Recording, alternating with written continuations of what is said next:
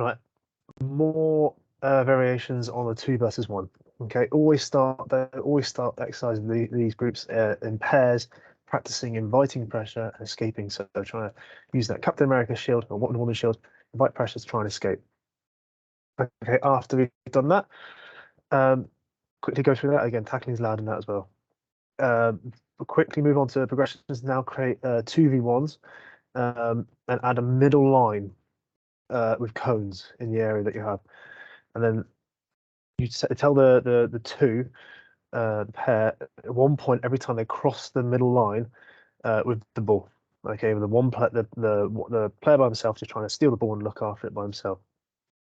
If they can do a give and go across the line, as long as it's realistic, that counts as 2 points. So it's encouraging players to off the ball, get in a position where they can do a give and go, working in pairs to get across that line.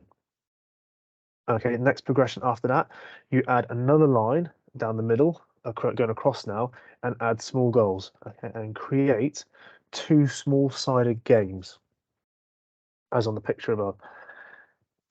No keepers, small goals, and encourage the players to play give and goes in their teams. If they do an appropriate give and go, moving towards the opposition goal, sorry, that counts as a goal. Okay, that counts towards a goal tag. If they're just doing a give and go, unopposed, nobody around, doesn't count. It has to be in and around opposition players, an appropriate give and go. Okay, you've still got that original line they used originally to practice going over, so that'll hopefully provide like a reference point and encourage them to then go towards the opposition goal. Okay, coaching points for this. Again, Captain America shield, Wonder Woman shield to protect themselves if they're in a tight spot. Can the player receiving the pass, can they tell the teammate where they want the ball?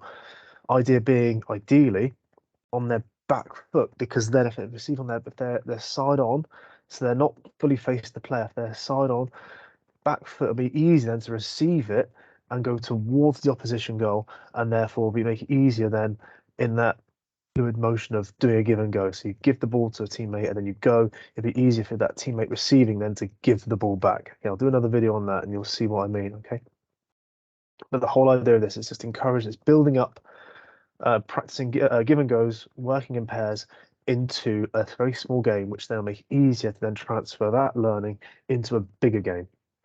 Okay, as always, players are banned from getting rid of it, not to get rid of the ball. If we can, though, try and don't instruct straight away. See if they can problem solve themselves, especially when trying to figure out going around opposition players. See if they can figure out their own patterns, okay? Because then it'll be better learning for them instead of us telling them specifically what to do.